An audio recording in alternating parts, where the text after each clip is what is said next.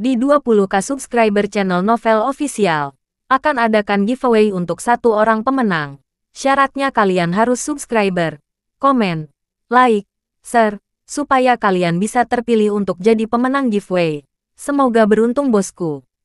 Selamat datang di channel Novel Official. Sebelum kalian mendengarkan novel Marsekal yang Agun, yang menikahi seorang pengirim pengantin, jangan lupa like, share, dan subscribe kalau tidak ku ambil jantung kalian. Hehehehe, tanpa lama-lama lagi langsung saja kita masuk di alur cerita novelnya. Bab 1 sampai bab 10. Bandara Internasional O'Hare, yang selalu ramai dan ramai. Tidak ada tanda-tanda turis sama sekali hari ini. Seluruh tempat itu begitu sunyi sehingga orang bisa mendengar pin drop. Hanya ribuan pria yang mengenakan seragam kamuflase yang hadir dengan senjata penuh, menunggu dengan antisipasi. Zona 1. Bersih. Zona 2. Bersihkan. Kolonel Lone Wolf, yang membawa 2 garis dan 3 bintang di pundaknya, menghela napas panjang setelah mendengar laporan itu. Pantainya bersih. Kamu boleh turun sekarang. Marsekal Agung. Zeke mematikan cerutu di tangan sebelum dia perlahan keluar dari jet pribadi. Dia mengenakan mantel bulu yang berdesir tertiup angin dingin. Ekspresinya lembut tetapi menimbulkan rasa takut pada orang lain. Dia memancarkan aura seperti seorang raja yang menghadap ke dunia, yang membuat orang menahan nafas. Ribuan tentara mengalihkan pandangan mereka kepadanya secara seragam. Mata mereka dipenuhi kekaguman. Dia adalah legenda hidup dan keyakinan mereka. Selamat datang kembali, Marsekal Agung. Lone Wolf buru-buru menyapa. Zeke mengangguk acuh tak acuh. Marsekal hebat. Lone Wolf melanjutkan dengan hati-hati. Keluargamu telah mengirim beberapa orang untuk berdiskusimu. Mereka menunggu di ruang tunggu. Mereka tampak putus asa agar Anda kembali ke keluarga. Zeke berdiri bersandar di tanah saat dia melihat ke arah ruang tunggu. Memang ada deretan orang berjas, dengan cemas menunggu kepulangannya. Saat mata mereka bertemu, orang-orang di dalam bergidik dan mau tidak mau terjatuh di tanah dengan mata memohon. Ini akan menjadi kejutan besar bagi siapapun yang melihat adegan ini. Apakah keluarga Williams yang berdampak dan berpengaruh di Ateville baru saja mengecewakan?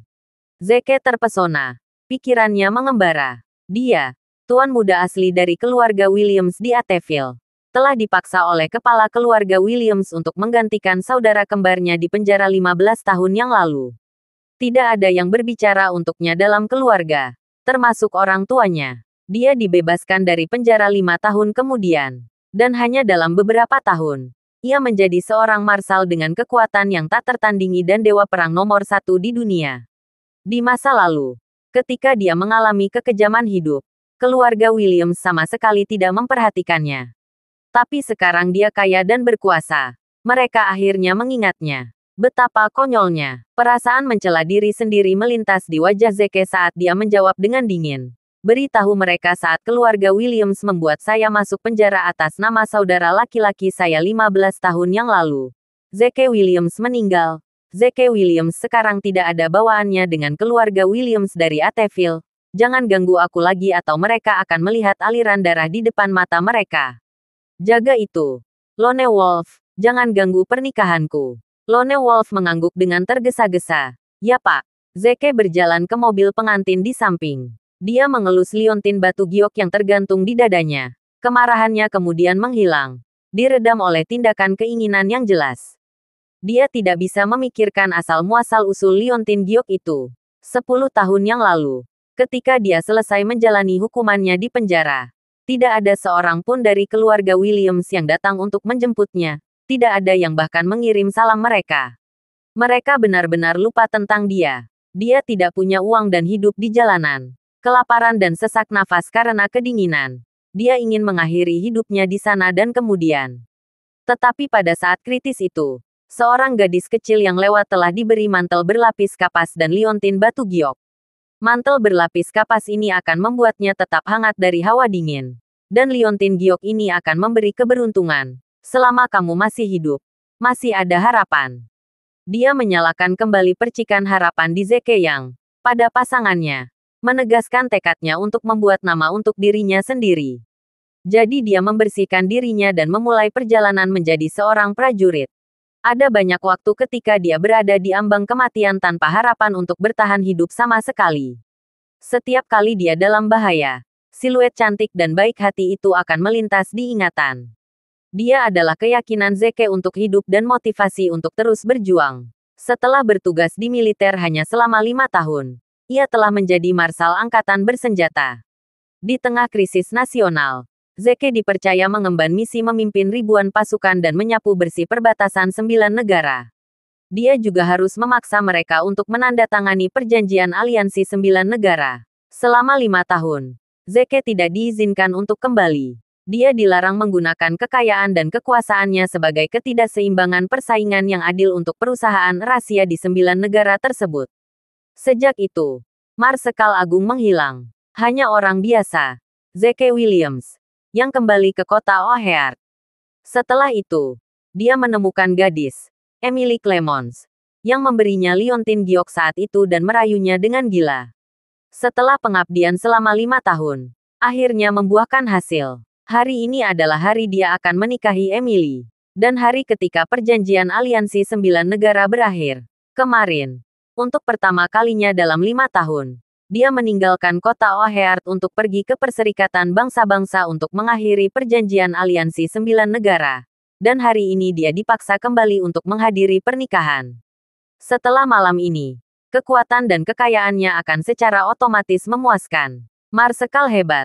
Lone Wolf memanggil. Memberikan daftar. Upacara Grand Comeback Anda diselenggarakan dalam 3 hari. Ini daftar undangannya. Silakan lihat. Zeke meliriknya dan berkata, kirim 3 kartu undangan ke pertunanganku, Emily. Aku ingin dia tahu bahwa dalam 3 hari, suaminya akan menjadi Marsekal Agung yang berkuasa yang menjungkir balikkan dunia. Bukan hanya pria di jalan. 1 jam kemudian, aula pernikahan ramai dengan gangguan dan kegembiraan. Para tamu sedang mendiskusikan apa yang baru terjadi. Beberapa saat yang lalu, tim pasukan bersenjata lengkap telah mengirim 3 kartu undangan ke keluarga Clemons. Itu bukan kartu undangan biasa, tapi undangan dari Marsekal Agung, dewa perang yang legendaris, ke upacara kembalinya yang agung. Seluruh dunia tahu siapa Marsekal Agung itu. Dia kaya dan berkuasa, idola banyak anak laki-laki dan perempuan. Mereka yang memenuhi syarat untuk menghadiri Grand Comeback ceremoninya adalah taipan pejabat atau taipan konsorsium. Namun, hanya ada 1 slot untuk orang biasa. Dan itu pergi ke keluarga Clemons. Itu adalah kehormatan tertinggi yang bisa diterima seseorang. Keluarga Clemons ditakdirkan untuk memiliki kisah Cinderella mereka sendiri. Dari miskin menjadi kaya. Kerumunan diliputi rasa iri dan iri. Tentu saja. Mereka bahkan lebih iri pada mempelai pria hari ini, Zeke Williams. Betapa beruntungnya dia bisa menikahi Emily saat ini. Di kamar kerja, Ibu Emily, Madeleine Clemons, menangis kegirangan sambil memegang 3 kartu undangan.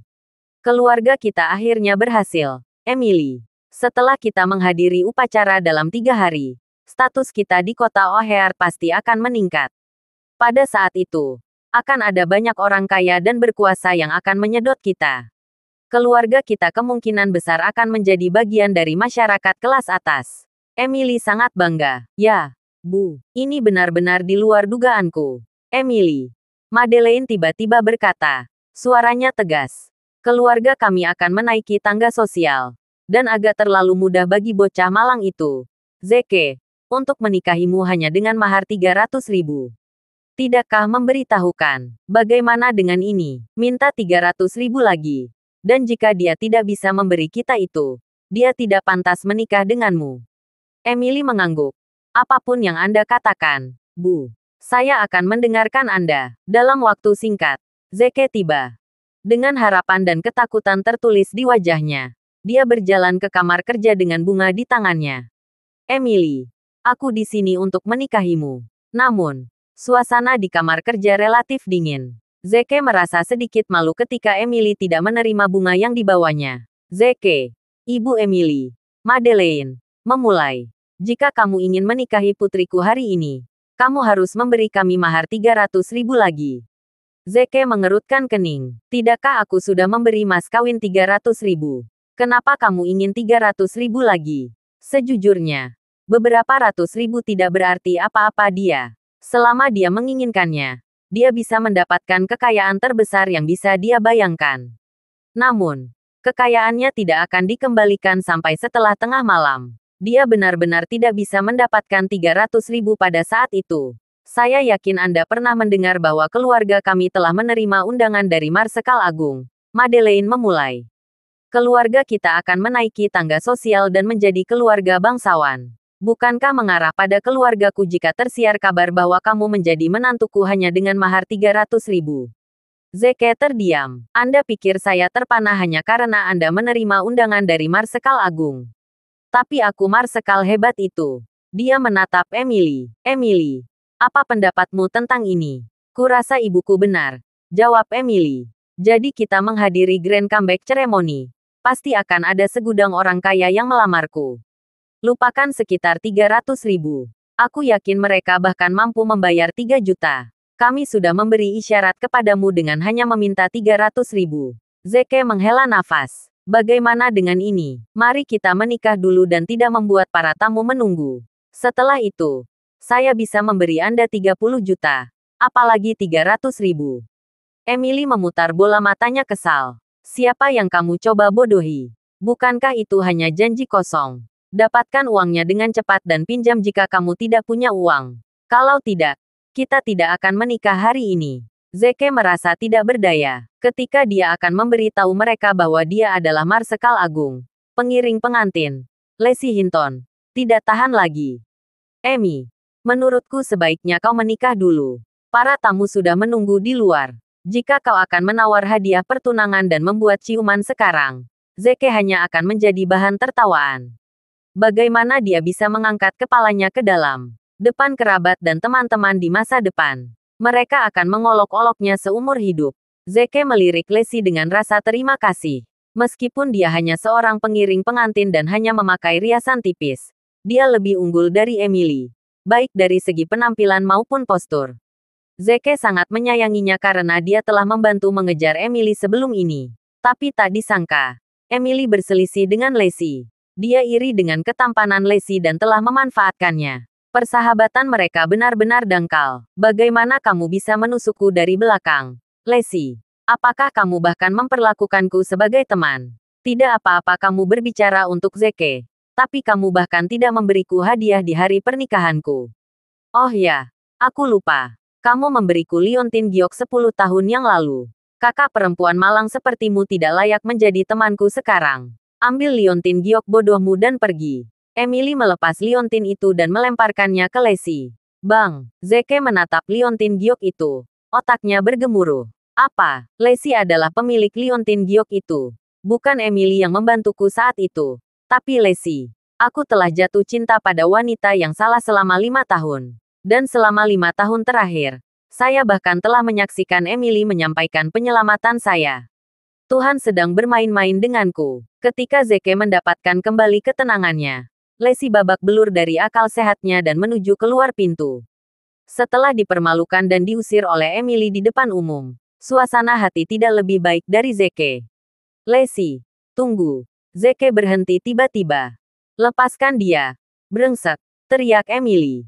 Jika kamu berani berhenti lagi, kamu juga keluar. Kau memintaku untuk keluar. Zeke mencibir. Oh, kamu akan menyesali ini. Penyesalan. Kamulah yang akan menyesal. Jawab Emily. Begitu saya menghadiri upacara kembali Agung Marsekal besar, akan ada banyak orang kaya yang mengejar saya. Saat itu, Anda bahkan tidak akan memenuhi syarat untuk berlutut dan menjilat sepatu bot saya.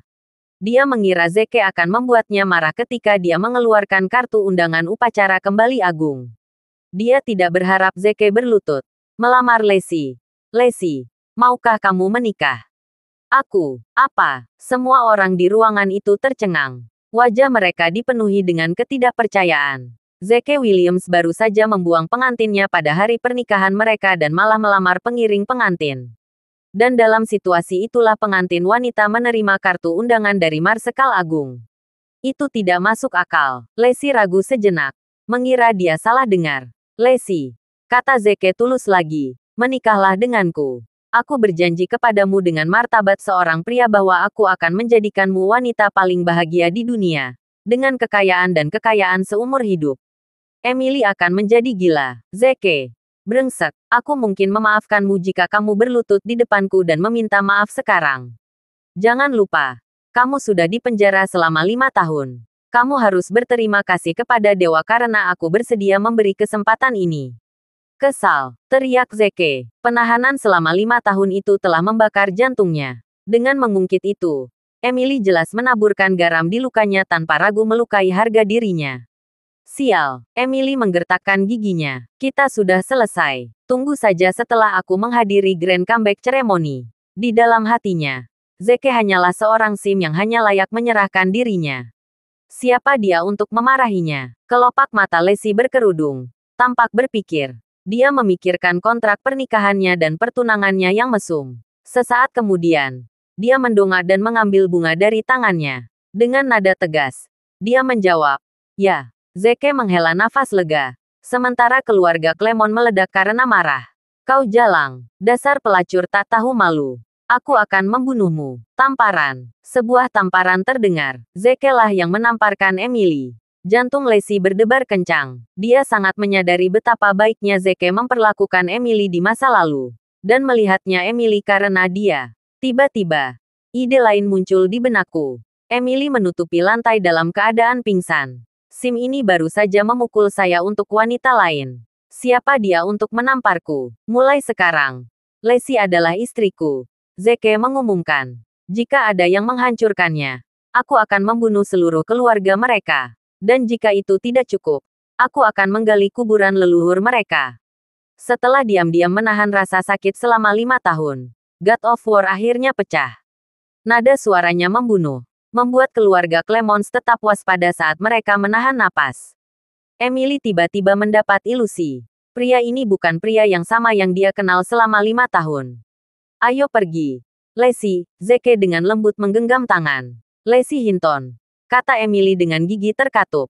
"Aku menantangmu untuk keluar dari pintu ini. Jangan lupa, kamu hanya parasit yang hidup dari keluargaku. Percaya atau tidak, aku bisa membuat keluargamu bangkrut sekarang." Dalam kebingungannya, Lacey menghentikan langkahnya. Dia tahu Emily memiliki kekuatan untuk melakukannya. Apalagi sekarang dia telah menerima kartu undangan. "Lacey, ayo pergi." Zeke menghiburnya. "Bahkan jika langit runtuh, aku akan memegangnya untukmu."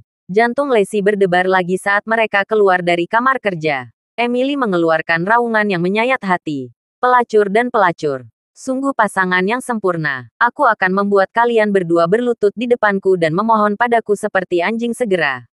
Di luar, para tamu menantikan penampilan pengantin baru. Namun, saat pintu terbuka, bukan kedua mempelai yang keluar, melainkan mempelai pria dan pengiring pengantin. Semua orang yang hadir tercengang. Mata dan mulut mereka ternganga tidak percaya. Sebuah plot yang biasanya terlihat di TV terjadi dalam kenyataan. Masa tidak bisa merasakannya untuk saat ini? Secara kebetulan, ada juga beberapa media wartawan di aula pernikahan. Setelah itu, berita terbaru ini mengambil alih seluruh kota O'Hare hanya dalam beberapa jam. Pernikahan ini telah menjadi pembicaraan di kota. Pengantin pria telah membuang pengantin wanita pada hari pernikahan dan menikahi pengiring pengantin sebaliknya. Bahkan ketika pengantin wanita telah menerima undangan dari Marsekal Agung sendiri. Pengantin pria telah membuat langkah paling bodoh di dunia. Zeke pergi bersama Lacey. Di tengah jalan, Lacey tiba-tiba berkata, "Berhenti, biarkan aku turun." Kening Zeke berkerut. "Apa yang salah? Itu hanya tindakan untuk menyelamatkan harga dirimu yang kamu usulkan kepadaku, bukan?" Jawab Lacey. "Sekarang setelah pertunjukan selesai, aku harus pulang." "Lacey, aku dengan tulus memintamu untuk menikah denganku," kata Zeke dengan sungguh-sungguh. "Kamu pikir aku tipe orang yang bermain-main dengan perasaan hanya karena kesombongan yang tertidur?" Lacey terdiam. Dia memahami Zeke dengan baik dan tahu bahwa kemungkinan besar dia tidak berakting. "Apakah kamu tidak akan menyesali ini?" Alis Lacey terkulai. Emily mendapat undangan Marsekal Agung dan keluarganya akan tampil ke depan. Ini adalah kesempatanmu untuk menaiki tangga sosial. Kalau aku mau kartu undangannya, aku hanya perlu mengucapkan kata-kata. Zeke tertawa.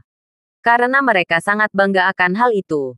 Aku akan menjadikan mereka pelayan di upacara agung. Lacey menghela napas. Ini bukan waktunya bagimu untuk membual. Aku serius. Apakah kamu ingin menghadiri Grand Comeback Ceremony? Aku bisa membawamu ke sana, kata Zeke. Lacey tidak ingin mendengar omong kosongnya lagi. Jadi dia mengubah topik pembicaraan. Juga, aku bertunangan dengan Jackson dari keluarga Hamilton. Semua orang di O'Hare City tahu bahwa Jackson adalah seorang pecandu narkoba dan mesum. Jumlah gadis yang dia mainkan tidak dapat dihitung dengan satu tangan, kata Zeke. Aku tahu kamu tidak ingin menikah dengannya. Kamu tidak punya pilihan selain menyetujui pernikahan ini karena keluargamu. Katakan saja dan aku akan menyelamatkanmu dari lubang api. Lacey tersenyum pahit. Keluarga Hamilton memiliki kerajaan bisnis yang luas. Apakah kamu tidak khawatir Jackson akan membalas dendam padamu? Zeke tiba-tiba tertawa. Saya siap bertarung melawan dunia sejak Anda mengatakan saya bersedia. Kepala Lacey tersentak. Tampak bertanya-tanya. Pria itu telah membuat jantungnya berdebar sekali lagi. Dia murni ingin menggunakan Zeke sebagai perisai pada awalnya. Tapi sekarang, prinsipnya sedikit terguncang. Keluarga Hamilton mengatur kedua sisi hukum. Orang biasa seperti Zeke bukanlah saingan bagi mereka. Baik itu kekuasaan maupun kekayaan. Bagaimana dia melawan bisa mereka? Bisakah gairah suatu saat bertahan dari kekejaman kenyataan? Keluarga Hamilton pada akhirnya mungkin akan menghancurkannya. Ayo pulang dulu. Lacey tampak melankolis. Kita akan memanah nanti setelah kau melewati orang tuaku. Untuk sementara, dia merasa agak bingung. Rumah Lacey sangat ramai hari itu. Awal bulan depan, dia akan menikah dengan keluarga kaya, keluarga Hamilton.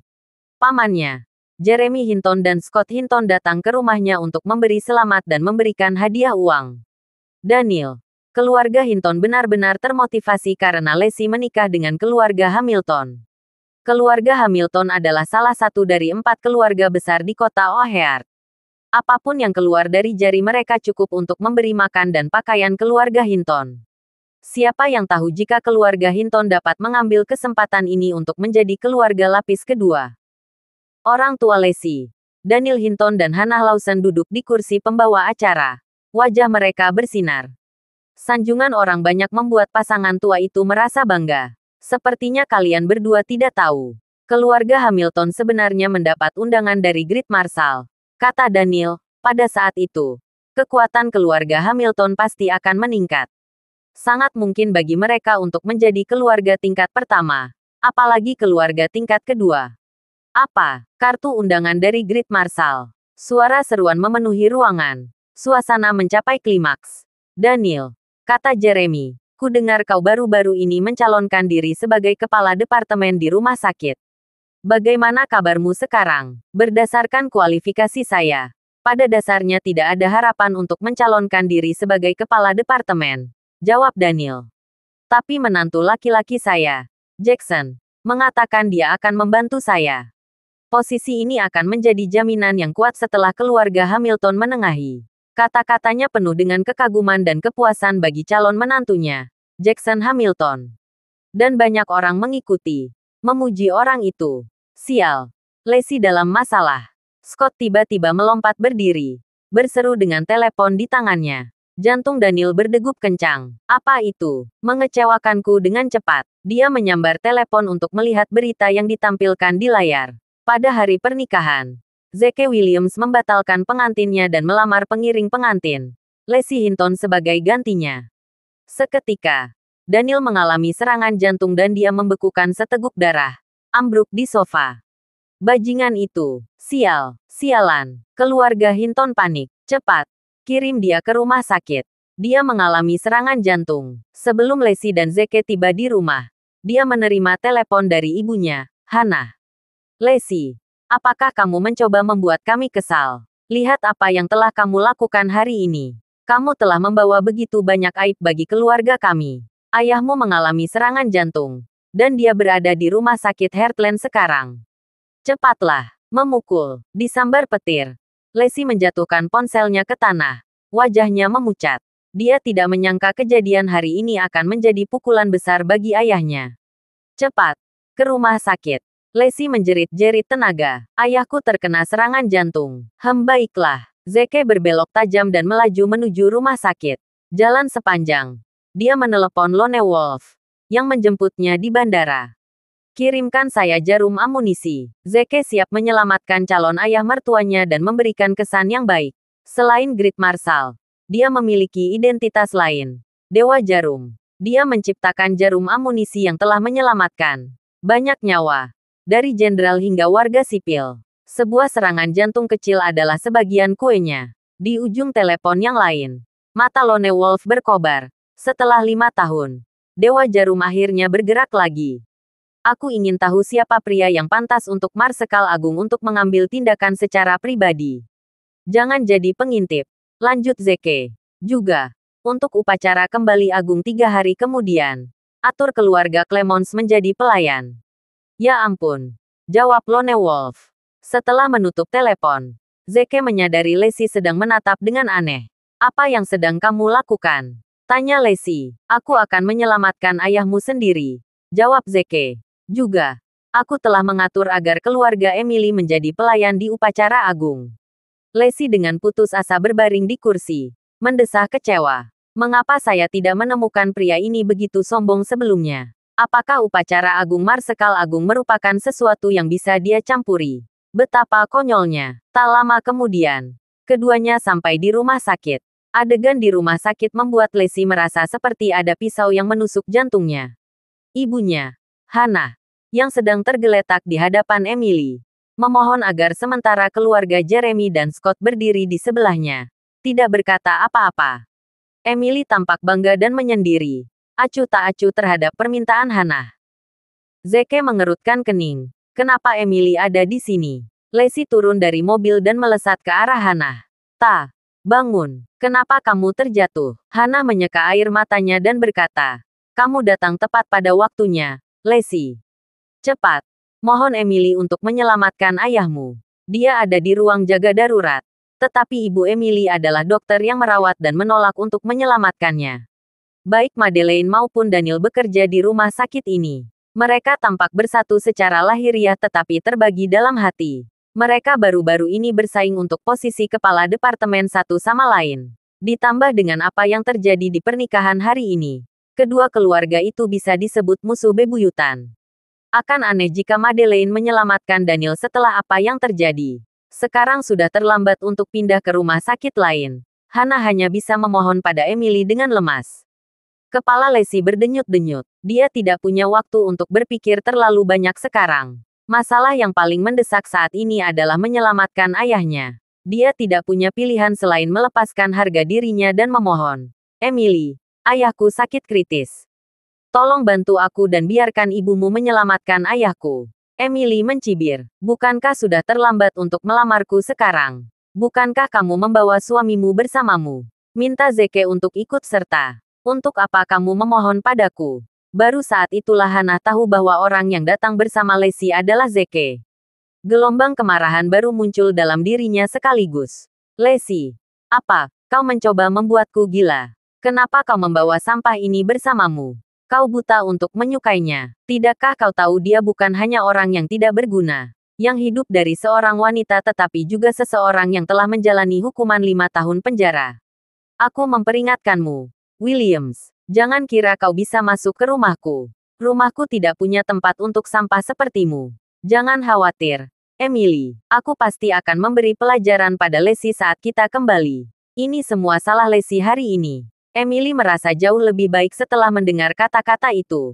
Oke, jika kamu ingin ibuku menyelamatkannya, beri kami 300.000 untuk tagihan medis. Tapi itu harus dibayar oleh Zeke. Keluarga Hinton berada dalam dilema. Karena Zeke tidak bisa membayar 300.000, pertunangan pernikahan itu dibatalkan. Emily sengaja membuat lubang dengan memaksa Zeke membayar tagihan medis. Zeke menghela nafas. Dia tidak mengira Emily begitu kejam dan kejam. Bagaimana aku menghabiskan 5 tahun bersamanya? Haha, aku percaya kita bisa mengakhiri ini dengan bahagia. Tapi sekarang sepertinya kamu bertekad untuk menggali kuburanmu sendiri. Jika itu yang kamu inginkan, aku hanya bisa memenuhi keinginanmu. Jangan mengubah topik pembicaraan dengan omong kosong. Emily terkikik. Kenapa? Kamu tidak bisa mendapatkan uangnya. Oke. Aku akan memberi kesempatan lagi. Berlutut dan minta maaf padaku. Baik kamu dan Lacey. Kalau begitu akui bahwa kamu adalah seorang sim yang tidak layak untukku. Dan Lacey itu hanyalah seorang wanita lepas yang mengambil barang-barangku. Emily melanjutkan. Mata Lacey merah saat jantung bergetar. Permintaan ini terlalu banyak. Namun, memikirkan ayahnya tidak membuat dia tidak punya pilihan selain berkompromi dengan kenyataan kejam saat dia kuku kakinya akan berlutut. Tapi Zeke dengan cepat berhenti. Lacey, jangan memohon padanya. Aku akan mengobati penyakit ayahmu. Emily terkekeh. Lacey Hinton, aku yakin kau tidak tahu warna aslinya. Lupakan bahwa dia miskin dan tidak mampu membayar tagihan medis. Lihat saja dia. Tidak mau tunduk pada apapun. Bahkan untuk menyelamatkan nyawa ayahmu. Yang dia lakukan hanyalah bicara besar. Dia kekasihku yang menolak cintanya. Dan kau hanya layak untuk mengambil apa yang telah aku putuskan. Setiap kata-katanya menusuk hati Lacey. Yang telah lama berlubang. Seperti pisau di atas talenan. Tamparan. Tiba-tiba. Zeke memukul wajah Emily, menjatuhkannya ke tanah dan merontokkan salah satu giginya. Seperti yang saya katakan, Lacey adalah istri saya. Tidak ada yang bisa menghinanya. Karena Anda tidak mengingatnya terakhir kali, izinkan saya mengingatkan Anda lagi. Nada suara Zeke kuat dan tinggi. Setelah itu, ada keheningan, ketenangan yang mati. Keluarga Hinton hampir meledak karena marah. Dasar bajingan. Bagaimana Anda bisa membantu memukulnya saat kami masih meminta? Dia tidak akan membantu kita pada tingkat ini. Lacey terhuyung mundur. Menjauh dari Zeke. Apakah dia iblis? Dia akan membuat ayahku hancur. Dia kecewa. Menyesali pilihannya sebelumnya. Kenapa? Kenapa kamu melakukan itu? Suara Lacey bergetar. Bahkan para dewa pun tidak bisa menghina istriku. Kata Zeke serius. Lacey ingin memarahinya tetapi menahan kata-katanya karena pernyataan itu. Suasana hatinya saat ini melampaui kata-kata. Setelah waktu yang lama, Emily kembali sadar. Senyumnya sangat mengerikan. Haha, anak yang baik, Williams. Keluarga Hinton telah menjadi menantu yang luar biasa. Ingat, bukan keluarga kita yang membunuh Daniel, tapi Zeke. Dia berjalan ke kantor dan membanting pintu. Hana ambruk ke tanah dengan bunyi gedebuk. Wajahnya pucat pasi. Kamu pergi, tersesat. Pada saat ini, telepon Zeke berdering. Dia mencari ponselnya dan berbalik setelah melirik layar. Tentu saja, dia tidak pergi. Dia pergi ke ruang gawat darurat sebagai gantinya. Lone Wolf baru saja mengirim pesan yang terjadi bahwa dia telah mengirimkan jarum amunisi ke pintu ruang gawat darurat. Melihat sosok Zeke yang mundur, Lacey hancur. Tidak ada kesedihan yang lebih besar daripada saat jantungnya mati. Dan itulah tepatnya perasaannya terhadap Zeke saat ini. Di sisi lain, setelah Zeke mengambil jarum perak, dia pergi ke ruang gawat darurat untuk merawat Daniel yang mengalami syok. Banyak keluarga terkemuka yang bersedia menyerahkan harta keluarga mereka untuk meminta bantuan Marsekal Agung. Tetapi dia akan selalu mengabaikan mereka. Gumam Lone Wolf pada dirinya sendiri. Tapi hari ini, dia membuatnya menjadi orang biasa. Apa itu cinta? Mengapa orang hidup untuk itu? Dan mati untuk itu? Di samping, Hana bersandar di dinding.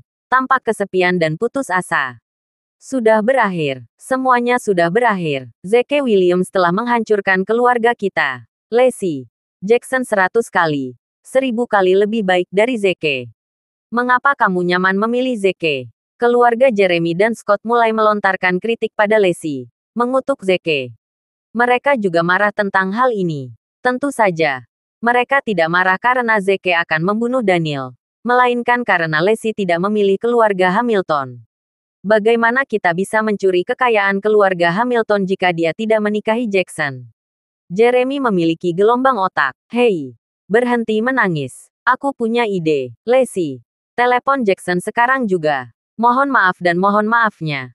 Lalu minta dia membantu kita. Keluarga Hamilton memiliki jaringan koneksi yang luas. Mereka bahkan mendapatkan kartu undangan dari Grid Marshal melalui koneksi. Jadi mereka harus mengenal para pemimpin rumah sakit. Scott menimpali. Jackson mengatakan sebelumnya bahwa dia bisa membuat ayahmu menjadi kepala departemen melalui koneksinya. Jadi dia pasti mengenal para pemimpin rumah sakit. Mata Hana berbinar. Sayang. Telepon Jackson. Cepat. Lacey secara alami ingin menolak. Dia tidak bisa membayangkan hidupnya setelah menikah dengan Jackson. Namun, ketika dia melihat mata ibunya yang kesepian dan putus asa dan memikirkan situasi ayahnya saat ini, Dia dipenuhi gigi dan menelepon. Dia memutuskan untuk mengorbankan dirinya demi menyelamatkan ayahnya. Panggilan tersambung. Halo, Jackson. Ada yang ingin saya tanyakan. Suara Lacey sedikit tersendat di ujung telepon. Jackson terkejut. Lacey biasanya akan menganggapnya dingin. Tapi mengapa dia mencarinya lebih dulu hari ini? Kenapa dia tiba-tiba meminta bantuanku? Kebaikan apa? Jackson bertanya. Apakah Anda tahu para pemimpin rumah sakit Heartland? Ayah saya mengalami serangan jantung dan membutuhkan ahli jantung untuk menyelamatkannya. Jackson memulai dalam hati. Itu adalah kesempatan sempurna baginya untuk memiliki Lacey. Dan membayangkan tubuh yang terpahat sempurna membuat haus. Saya kenal direktur rumah sakit Heartland. Kebetulan dia seorang ahli jantung, katanya. Betulkah? Lacey sangat senang. Tolong selamatkan ayahku. Aku bisa menyelamatkannya. Tapi, Jackson berhenti. Kau harus berjanji padaku sesuatu. Apa itu? Tanya Lacey hati-hati. Datanglah ke tempatku malam ini. Jackson memasang seringai jahat. Mari kita mengadakan pertunjukan kecil. Lacey merasa jijik dengan kata-katanya.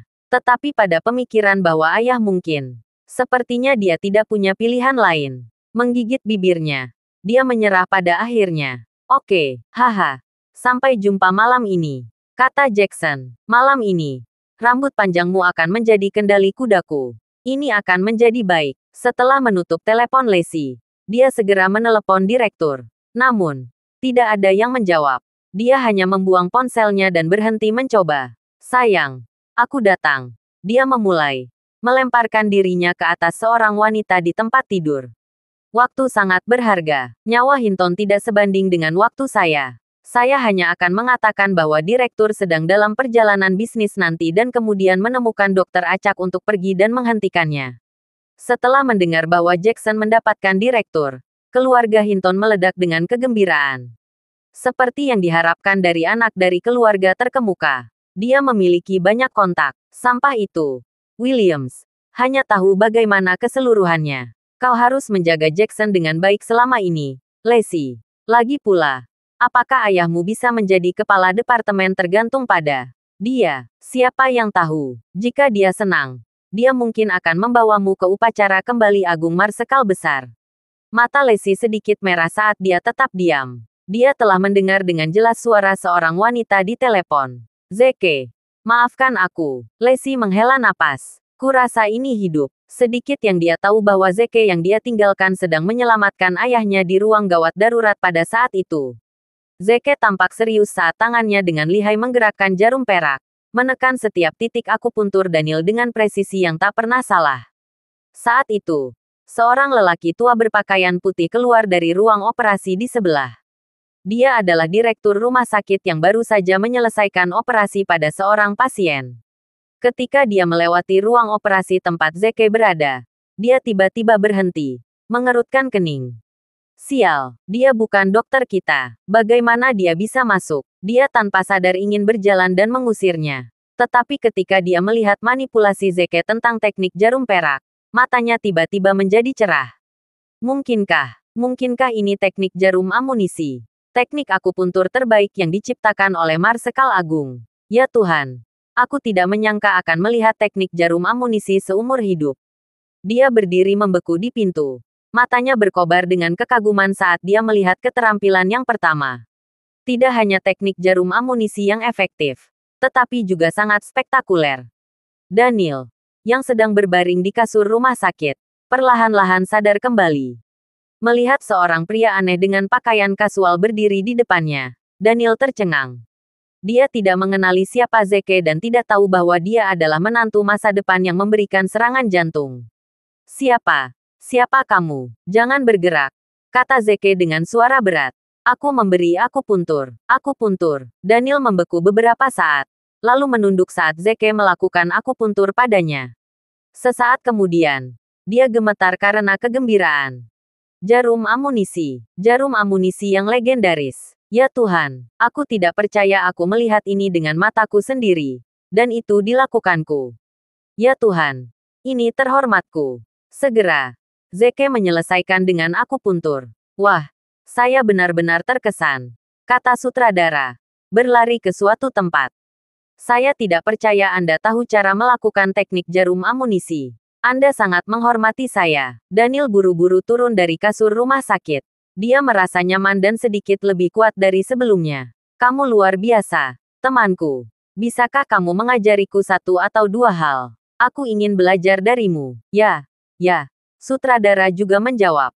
Tolong ajari kami. Tolong terima rasa hormat saya, Tuan. Zeke menyingkirkan jarum perak dengan hati-hati. Saya tidak menerima magang. Bukannya saya tidak menerima magang. Hanya saja kau adalah calon ayah mertuaku. Tidak masuk akal bagimu untuk memanggilku Tuan jika aku akan memanggilmu ayah. Zeke berbalik dan pergi. Menguasai. Daniel dan sutradara mengikuti dari belakang. Tolong terima kami sebagai muridmu. Di pintu ruang gawat darurat, keluarga Hinton diliputi kecemasan. Direktur rumah sakit belum datang.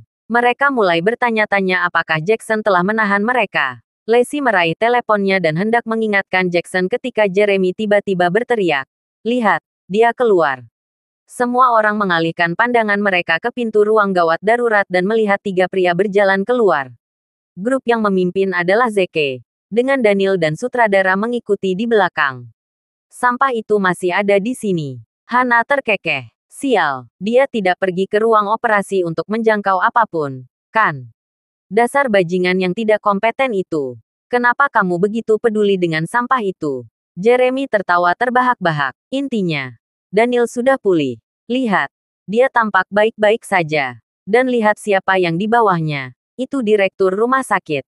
Hana menangis karena bahagia. Pasti Jackie. Dia sudah lama mengundang sutradara untuk menyelamatkan Daniel. Kita salah menyalahkan Jackson. Menuntukku bisa diandalkan. Seluruh keluarga naik. Mengelilingi Daniel dan sutradara sambil mengabaikan Zeke. Lacey menatap Zeke dengan ekspresi rumit di matanya. Sambil mendesah. Dia berjalan untuk berterima kasih kepada direktur. Kamu pasti berbakat dengan tangan ajaib. Sutradara. Terima kasih telah menyelamatkan hidupnya. Direktur. Untuk mengucapkan terima kasih, izinkan saya membelikan Anda makanan. Direktur tampak benar-benar bingung. Maaf, tapi bukan aku yang menyelamatkan Daniel. Ini semua berkat tuanku. Aku tidak mengambil bagian dalam semua ini. Keluarga Hinton bingung. Sutradara punya master. Di mana dia? Benar, tuanku selamatkanku, kata Daniel. Ayo, izinkan saya memperkenalkan Anda. Ini adalah master yang baru saja saya dan sutradara temui. Daniel berjalan ke arah Zeke. Membungkuk, Tuan. Tidak ada kata-kata yang bisa mengungkapkan rasa terima kasih saya untuk Anda. Apa-apaan ini? Keluarga Hinton menatap tajam ke arah Zeke hingga bola mata mereka hampir keluar. Zeke Williams. Penyelamat. Tuan. Bagaimana semua ini terhubung? Daniel terkejut. Tidak mengerti mengapa keluarga Hinton bertindak berlebihan. Kamu pingsan. Daniel, kamu bahkan tidak tahu apa yang terjadi. Kamu pasti salah. Hana memulai. Dia hanya bajingan malang yang tidak berguna. Bagaimana dia bisa menyelamatkan hidupmu? Jangan rendah hati, Direktur. Kita semua tahu yang sebenarnya. Jackson yang meminta bantuanmu untuk menyelamatkan Daniel. Bukan. Direktur mengerutkan kening. Seperti yang kukatakan. Aku tidak melakukan apa-apa. Itu semua perbuatan tuanku. Lagi pula. Siapa Jackson? Dia juga tidak meneleponku. Oh, benar. Teleponku berdering 2 kali sekarang. Tetapi sambungan terputus sebelum aku bisa menjawab. Saya tidak yakin apakah itu dia. Tiba-tiba menyadari sesuatu. Lacey buru-buru menelepon Jackson dan menyalakan speaker ponsel. Jackson, apakah Anda berhasil menghubungi direktur? Aku melakukannya. Jawab Jackson. Tetapi dia sedang dalam perjalanan bisnis dan tidak akan bisa kembali tepat waktu. Saya akan menghubungi dokter lain Anda. Kamu pembohong, seru Lacey. Kamu pembohong besar. Direktur berdiri tepat di depanku sekarang. Jackson merasa sedikit malu. Benarkah? Mungkin aku tidak berkomunikasi dengan baik dengannya. Kesal, seru Lacey. Kamu tidak bisa membodohiku. Kamu bajingan. Jangan repot-repot menghubungiku di masa depan. Persetan denganmu. Kemarahan Jackson menjadi hidup. Beraninya kau memarahiku. Aku memperingatkanmu. Kita akan menikah pada bulan pertama bulan depan tidak peduli apa. Jika kamu punya nyali untuk pergi, aku akan menghancurkan keluarga Hinton. Juga, menjauhlah dari pria tidak beradab yang kamu temui hari ini. Atau aku akan mengirim seseorang untuk membunuh. Lacey menutup telepon. Ada ketenangan yang mati setelah itu. Debut sekarang telah menetap bahwa Jackson, yang mereka harapkan, tidak mengambil nyawa Daniel ke dalam hatinya. Tapi Zeke, yang tolak dan caci mereka, telah menyatakan kondisi yang buruk. Keluarga Hinton diliputi emosi yang campur aduk. Tuan, saya yakin Anda lapar. Daniel belum mengetahui bahwa pemuda di depannya adalah Zeke Williams.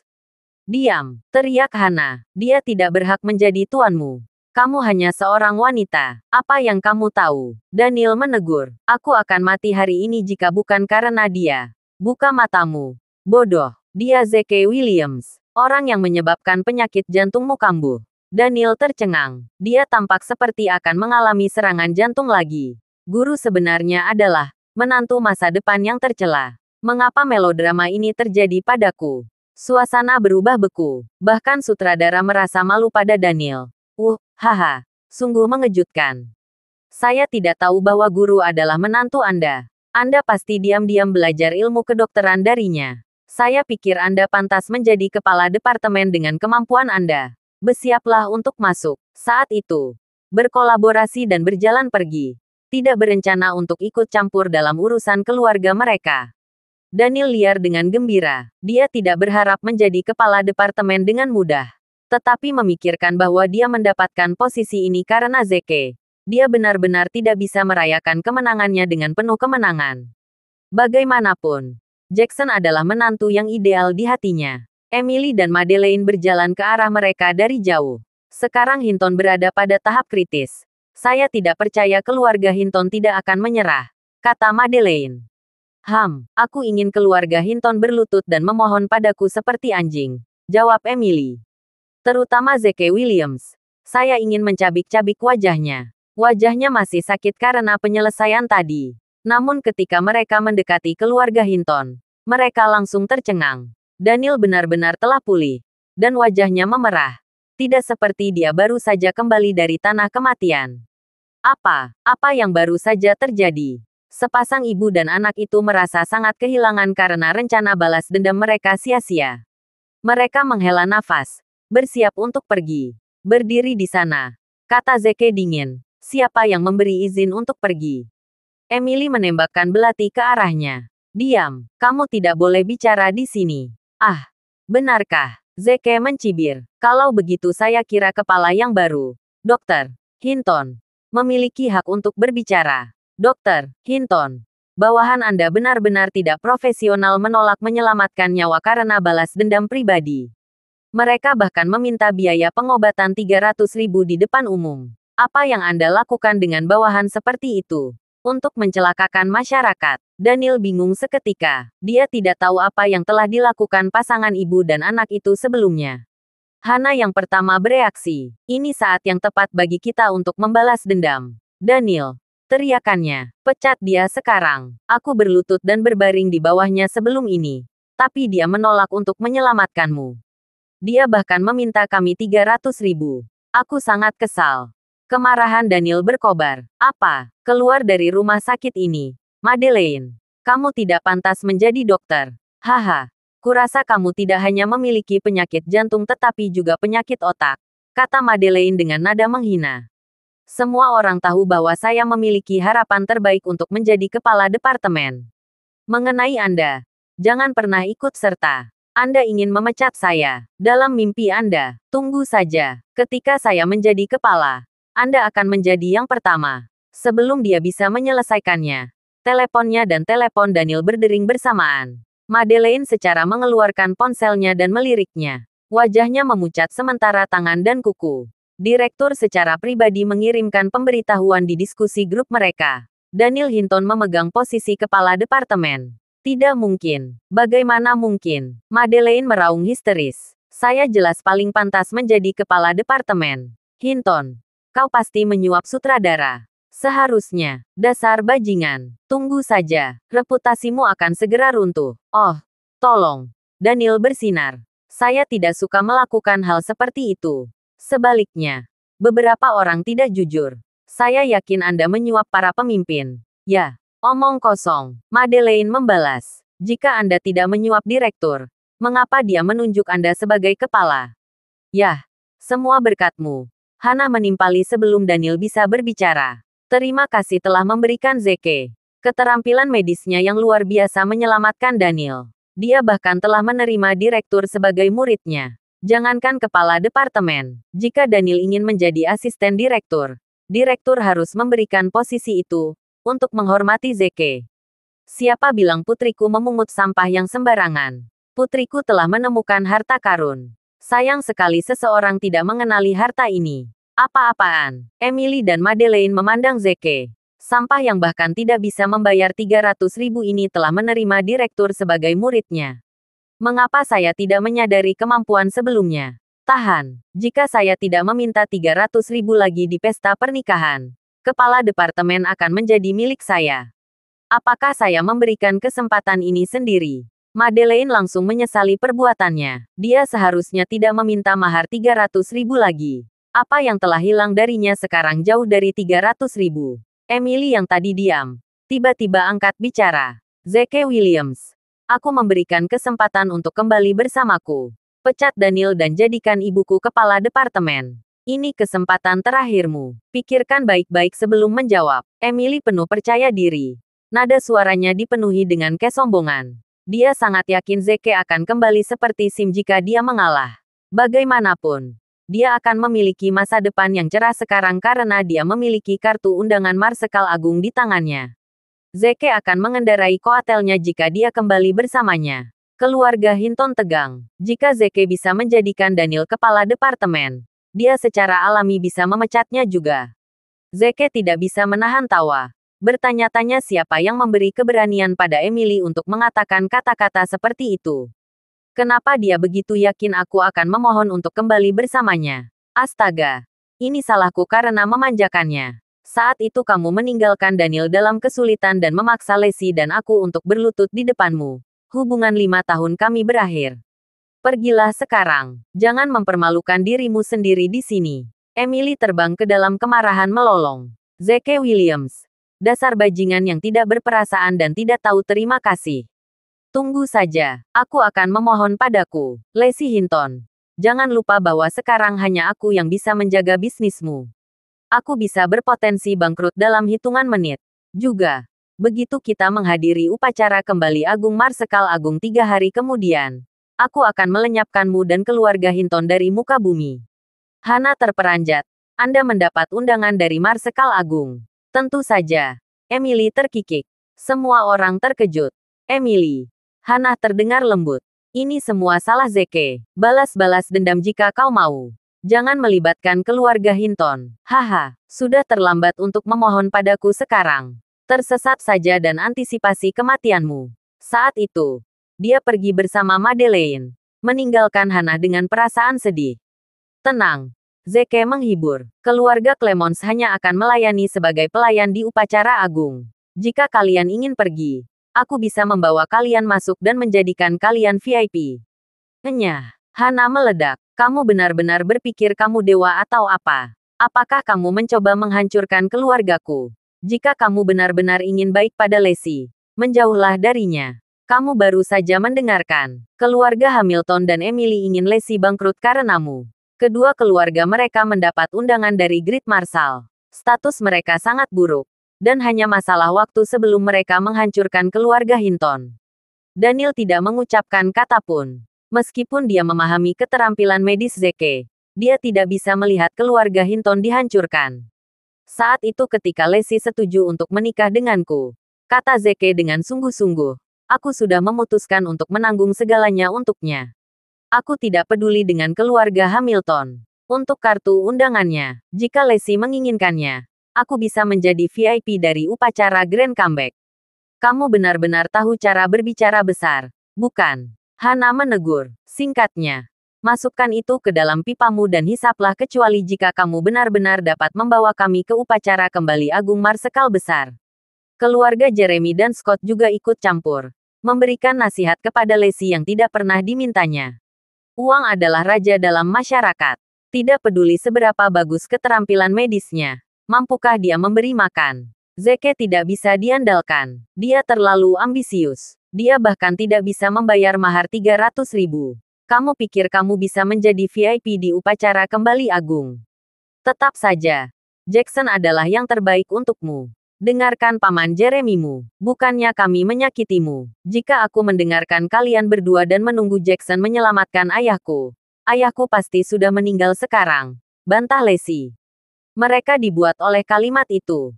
Gadis sialan. Apakah caramu menunjukkan rasa hormat kepada orang yang lebih tua?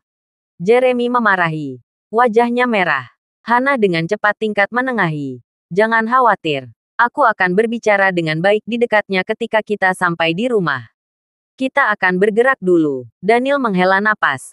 Berbalik untuk pergi. Tapi Lacey berkata, Bu, ayah dan ibu pulang dulu.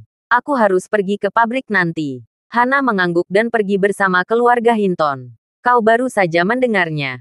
Kata Lacey. Menatap Zeke dengan rumit. Jackson siap menyerangmu. Apakah kamu takut? Belum terlambat untuk menyesal sekarang. Takut, menyesal. Zeke menggema. Dua kata itu tidak ada dalam kamusku. Mengapa saya tidak menemukan Anda begitu pandai menyembunyikan sebelumnya? Lacey berpikir keras. Zeke terdiam. Bagaimana saya menyampaikannya? Apakah saya mengatakan sesuatu yang salah? Baiklah, kamu bisa tinggal dan berlindung di rumahku untuk sementara waktu agar Jackson tidak mengganggumu. Lacey menawarkan. Zeke dengan senang hati menyetujuinya. Tidak butuh waktu lama bagi keduanya untuk tiba di pabrik baja Lacey. Pabrik baja ini didirikan oleh Lacey. Itu adalah gagasan dari kerja kerasnya selama bertahun-tahun.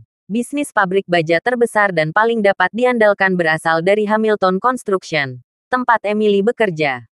Kebetulan, perusahaan konstruksi ini adalah milik keluarga Hamilton. Emily selalu bertanggung jawab atas urusan bisnis antara perusahaan konstruksi dan pabrik baja. Dan yang mengejutkan, dia juga mak comblang yang memasangkan Jackson dan Lacey. Jika Emily ingin menyabotnya, pabrik baja mungkin benar-benar kehilangan bisnis ini. Seperti yang diharapkan, mereka menerima pemberitahuan segera setelah mereka kembali ke pabrik baja. Hamilton Construction secara resmi membatalkan semua transaksi bisnis dengan pabrik baja. Meskipun mempersiapkan diri secara mental, wajah Lacey pucat pasi dan harapan setelah mendengar bahwa pembatalan telah dikonfirmasi. Renda, kata Zeke, apakah Anda sangat peduli dengan pabrik baja ini? Dia adalah hati dan jiwaku, anakku. Bagaimana mungkin aku tidak peduli? Lacey menghela napas sedih. Aku akan membiarkanmu mengambil alih semua properti orang terkaya di kota O'Hare, kata Zeke. Tapi karena Anda sangat peduli dengan pabrik baja ini, maka mari kita membuatnya lebih besar dan lebih kuat. Kami akan menggunakan pabrik baja ini sebagai batu loncatan untuk mencapai puncak langkah demi langkah. Apakah menyakitkan bagimu untuk berhenti menghina sebentar saja? Kata Lacey dengan marah. Zeke merasa lelah secara emosional. Saya sama kayanya dengan negara saya. Keluarga Schneider terkaya di O'Hare City hanyalah pengaturan kecil acak yang saya buat 5 tahun lalu. Membiarkan Anda mengambil alih semua properti orang terkaya di O'Hare City hanyalah masalah kata-kata saya. Saya tidak mengerikan. Kamu meremukkan, kan? Lacey bertanya.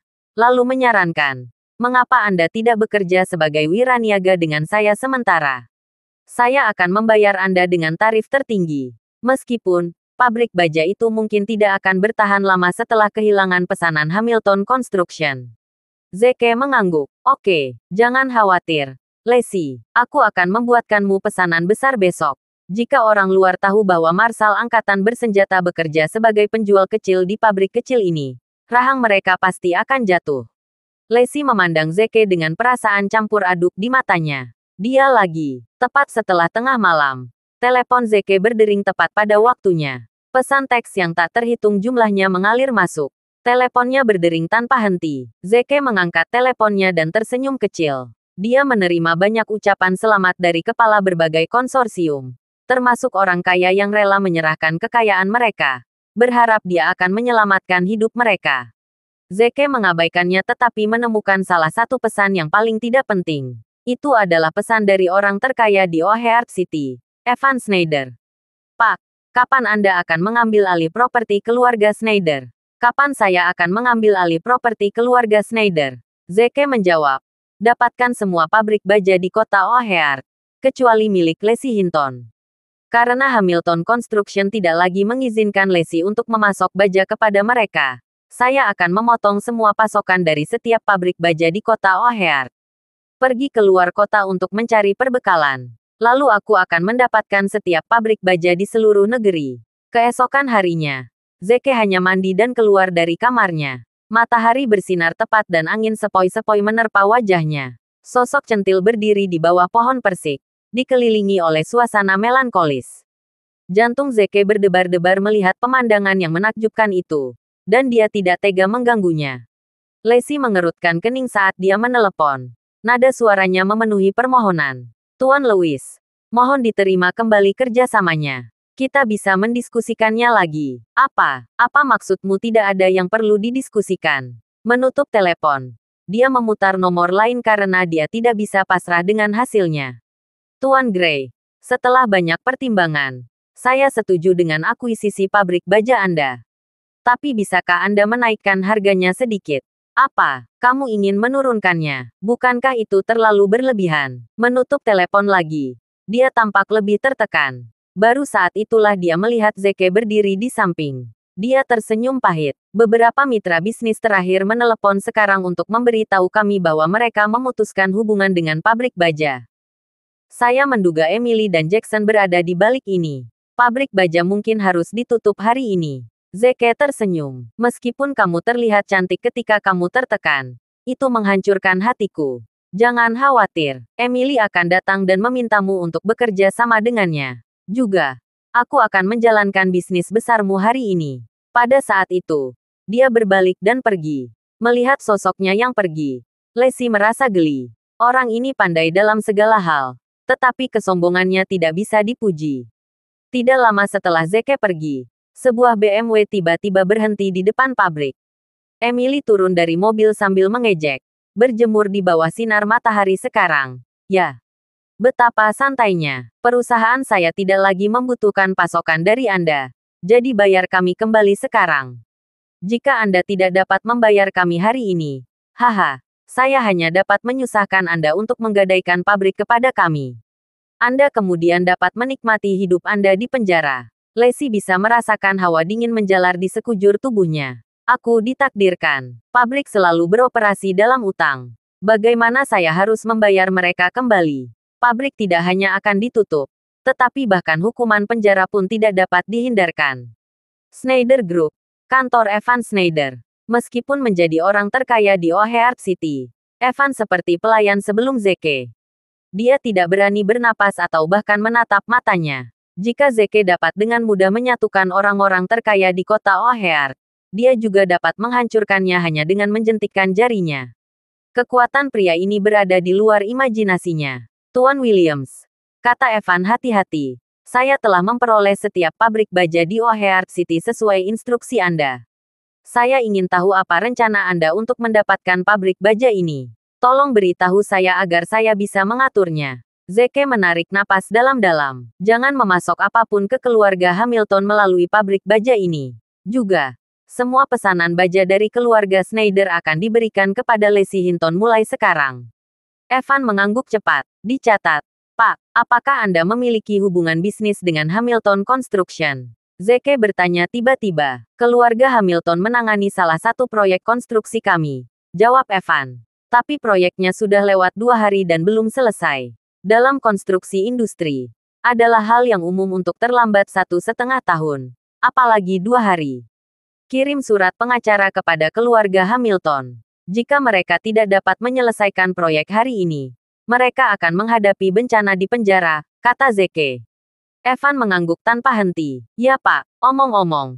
Tuan Williams, apakah Anda punya masalah dengan keluarga Hamilton? Mereka mendapat undangan ke upacara kembalinya Anda melalui koneksi. Bisakah saya membatalkan kualifikasi keluarga ini sekarang? Zeke mengangguk. Ya, tiket masuk mereka batal demi hukum. Tapi jangan beritahu mereka dulu. Saat itu, Zeke menerima telepon dari Lacey. Zeke, cepatlah kembali. Emily membuat cuplikan di pabrik. Zeke terbakar amarah. Dia punya permintaan kematian. Dia tidak tinggal lama di gedung itu. Dia mengambil kontrak pasokan baja dari keluarga Schneider dan melarikan diri dengan uang muka 5 juta. Ketika dia kembali ke pabrik baja, pabrik itu berantakan. 10 pria besar yang datang bersama Emily menghancurkan pabrik baja itu. Lebih dari 30 karyawan pabrik baja itu tersungkur ke tanah, memar dan babak belur. Di sudut, Lacey dan Hannah gemetar ketakutan. Zeke dengan jelas memperhatikan bahwa ada bekas telapak tangan di pipi Hannah. Matanya berubah sedikit merah, dan sinarnya berniat membunuh melintasi matanya. Kamu sampah. Kenapa kamu kembali? Kemarahan Hannah berkobar ketika dia melihat Zeke. Lihat apa yang telah kamu lakukan. Itu semua karena kamu bawa keluargaku berakhir seperti ini. Tolong. Aku mohon. Berhenti menyakiti keluargaku. Ya. Keluar dari sini. Kenapa kamu tidak pergi? Zeke menarik napas dalam-dalam. Mengabaikan Hannah saat dia berjalan menuju 10 pria bertubuh besar dengan cara membunuh. Mulai sekarang. Ini adalah kawasan terlarang. Siapapun yang melewati garis ini akan meninggalkan nyawanya. Terkejut. Lacey dihentikan untuk dihentikan. Zeke. Hentikan. Kamu tidak bisa melawan mereka. Hanya tepat untuk melunasi hutangmu. Karena kamu tidak mampu membayar perusahaanku. Aku hanya bisa menghancurkan pabrikmu. Cemooh Emily. Kamu ingin membela mereka. Zeke. Baiklah. Keinginanmu terkabul. Anak-anak. Singkirkan orang ini. Emily. Lacey. Dan Hannah sangat menyadari kekuatan Zeke. Selama 5 tahun terakhir, Zeke tidak pernah terlibat berkelahi. Bahkan ketika dia diejek, dia akan mengendalikan dan menekan kemarahannya. Dihadapkan dengan 10 pria kuat, mencubit seperti itu hanya akan merusak. Tetapi sedikit yang mereka tahu, bahwa selama 5 tahun terakhir dia tidak menyerang sesuka hatinya hanya karena dia terikat oleh perjanjian aliansi 9 negara. 10 pria kuat segera berjalan ke arah Zeke, menyorotnya seperti harimau yang sedang mengamuk. Lacey berada di pin dan jarum. Zeke. Lari. Lacey. Zeke bertanya dengan lembut. Ingat apa yang saya katakan. Jika ada yang menghancurkan Anda, saya akan membunuh seluruh keluarga mereka. Dan jika itu tidak cukup, saya akan menggali kuburan leluhur mereka. Itu janji, bukan sumpah. Begitu dia selesai, dia bergerak. Dia berjalan mengitari Lacey dan menyerang 10 orang kuat itu. Aduh, Lacey memejamkan mata putus asa. Tidak tahan menyaksikan adegan berikutnya. Bahkan jika dia tidak mati kali ini, dia akan lumpuh seumur hidup. Suara tinju ke daging, disertai dengan suara menyayat perut, menggemuruh. Namun, menyimpan pemandangan itu hanya dalam 5 detik. Lacey membuka matanya untuk melihat pemandangan yang luar biasa di hadapannya. Tentu saja, bukan hanya Lacey yang tercengang, tapi juga Hannah dan Emily. Orang-orang itu sekarang membeku seperti bola, lumpuh di tanah, mengerang. Tapi ciuman yang lemah dan kurus, Zeke, berdiri tegak, tanpa cedera. Pada saat ini, mereka bertiga berbagi keraguan yang sama. Pengecut ini bisa bertarung. Mengapa dia menahan diri selama 5 tahun terakhir jika dia bisa bertarung dengan sangat baik? Apakah dia Zeke Williams yang sama dengan kuenya selama 5 tahun? Emily paling gemetar. Dia telah menganiaya Zeke berkali-kali di masa lalu. Dan dia tidak pernah membalas. Emily selalu percaya bahwa alasan dia tidak melakukannya adalah karena dia tidak bisa mengalahkannya. Tapi sekarang sepertinya bukan itu. Dia hanya enggan untuk memukulnya karena satu keputusan darinya akan mematikan. Sedikit rasa penyesalan melintas di hatinya. Dia mengalami keluhan selama 5 tahun karena cinta. Apa yang terjadi dalam cintanya? Sayang sekali aku kehilangannya dengan tangan kosong. Zeke mengeluarkan belati, melemparkannya ke depan para pria. Siapa yang memukul ibu mertuaku dan tangan mana yang melakukannya? Potong sendiri. Itu bukan hanya tangan jika kamu memaksaku melakukannya. Hannah menyentakkan kepalanya. Air mata berlinang di matanya. Dia tidak bisa mengingat sudah berapa lama sejak seseorang melindunginya seperti ini. Apalagi anggota keluarga terdekatnya. Suami Daniel. Tidak pernah menunjukkan dominasi seperti itu padanya. Tapi sekarang, menantu, yang tidak berguna yang paling dia pandang rendah akan memotong tangan pihak lain hanya karena mereka menamparnya. Bohong mengatakan bahwa dia tidak tersentuh. Atas niat membunuh Zeke. 10 pria itu melirik Emily untuk meminta bantuan dengan teror yang mengalir di nadi mereka. Emily menarik napas dalam-dalam. Berusaha keras untuk mengurangi detak jantungnya yang berdebar-debar. Jadi bagaimana jika kamu bisa bertarung? Zeke Williams. Bisakah kamu melawan hukum? Saya mengingatkan Anda. Pabrik baja ini menggelontorkan uang kepada perusahaan saya. Entah Anda membayar kami setiap sen, atau mengharapkan hukuman penjara. Saat menyebutkan hukum, Lacey dan Hana sekali lagi jatuh dalam keputusasaan. Tidak peduli seberapa bagus kemampuan tempurnya, tidak ada gunanya jika dia tidak memiliki otoritas. Lacey tidak hanya akan berakhir di penjara, tetapi Zeke juga tidak akan bisa menghindari nasib itu. Baru saat itulah Zeke mengalihkan fokusnya dari para pria ke Emily. Dia dengan santai melemparkan tas kerja berisi uang muka 5 juta padanya. Aku bisa mengembalikan uangmu, tapi aku khawatir kamu tidak akan berani mengambilnya. Bahkan, kamu akan memohon kepada kami untuk memberikan harta. Emily hanya bisa tertawa terbahak-bahak. Puff, lelucon apa, aku memohon padamu untuk berlangganan kami. Kecuali setiap pabrik baja di O'Hare City telah ditutup, kamu dapat terus bermimpi. Apakah kamu yakin itu uang tunai dan bukan batu bata di tas ini? Kamu bahkan tidak bisa datang dengan mahar 300.000 per setan. Anda bisa membayar kami kembali 1 juta. Lacey dan Hana mengamati Zeke dengan tupai. Apa yang dilakukan orang ini? Sengaja mempermalukan dirinya sendiri, meminta seseorang untuk meminta perbekalan kepada kami. Apakah ini semacam lelucon? Dia bahkan tidak mampu membayar 300.000. Jadi bagaimana dia bisa mendapatkan 1 juta untuk barang itu? Pada saat itu, telepon Emily berdering. Itu adalah telepon dari manajer proyek Hamilton Construction. Dawson, ada apa? Emily panggilan menjawab itu. Saya tidak yakin apa yang terjadi dengan keluarga Schneider. Mereka baru saja mengirimi kami surat pengacara, kata Dawson putus asa. Keluarga Schneider ingin kita menyelesaikan proyek hari ini.